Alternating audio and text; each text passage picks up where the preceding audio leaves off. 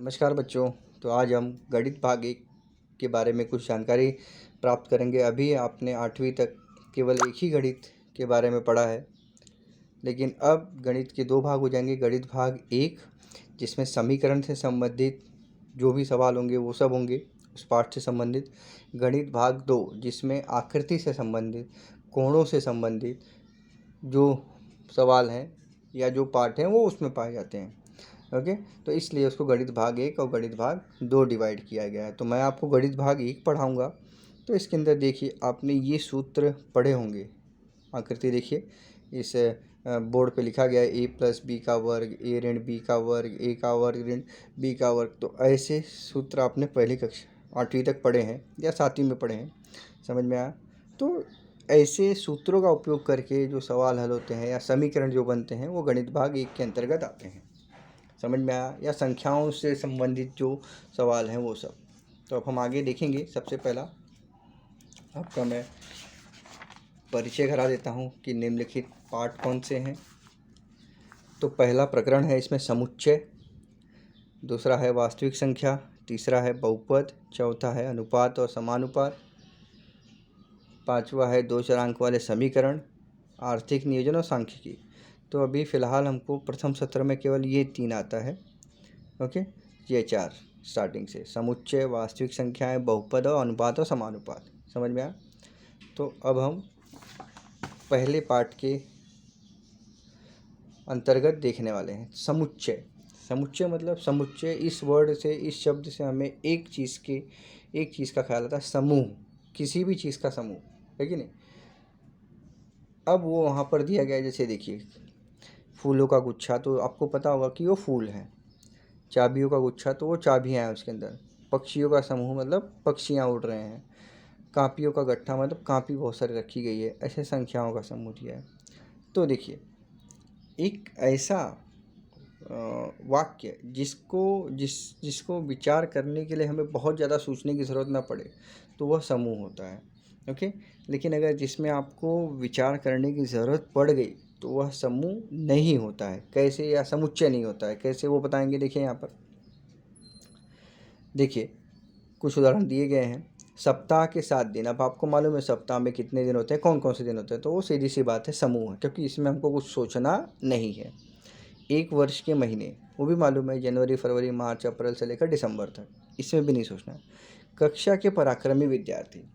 अब भाई आप किसी कक्षा में नए गए हो और वहाँ पर आपको बताना है कि कौन से पराक्रमी विद्यार्थी हैं, तो फिर आप क्या करोगे।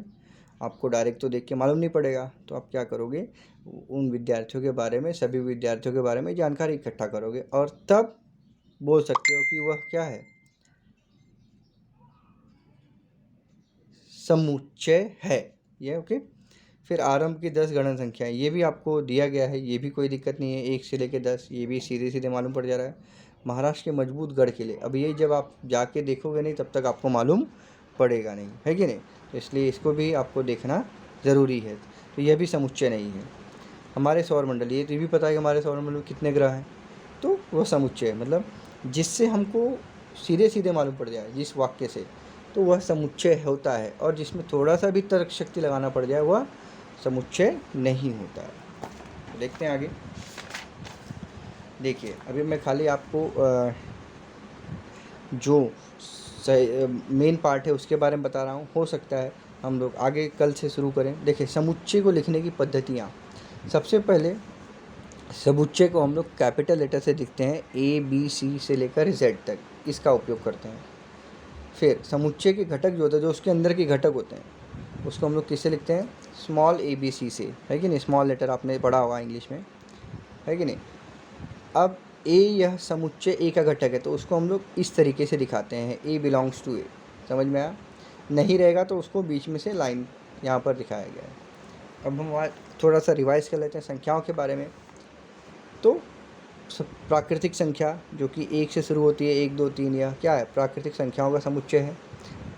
W मतलब पूर्ण संख्या, इसमें 0, 1, 2, 3 होता है, यह पूर्ण संख्याओं का समुच्चय है। I मतलब इंटीजर, पूर्णांक संख्या, जिसमें ऋण 1, 2, 3 और धन, इसमें धनात्मक और ऋणात्मक दोनों संख्याएं पाई जाती हैं। ओके। Q यह सभी परिमेय संख्या, मैंने पढ़ा 8वीं में आपने पढ़ा परिमेय संख्या, पहला ही चैप्टर था। परिमेय संख्या मतलब p/q वाली संख्या है, जो कि जिसमें क्या हो, भिन्न हो। ओके, तो उसमें परिमेय संख्या में भिन्नात्मक संख्या भी आती है और प्राकृतिक संख्या भी आती है और पूर्ण संख्या भी आती है और पूर्णांक संख्या भी आती है। क्यों?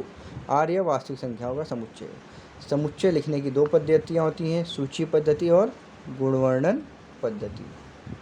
तो सूची पद्धति में हम लोग कॉमा कॉमा करके लिखते हैं, जैसे लिस्ट बनाते हैं, सूची बनाते हैं वैसे, और गुणन पद्धति इस तरीके से लिखी जाती है। तो अभी आज के लिए इतना ही।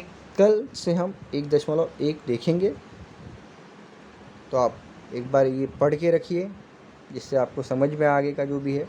धन्यवाद।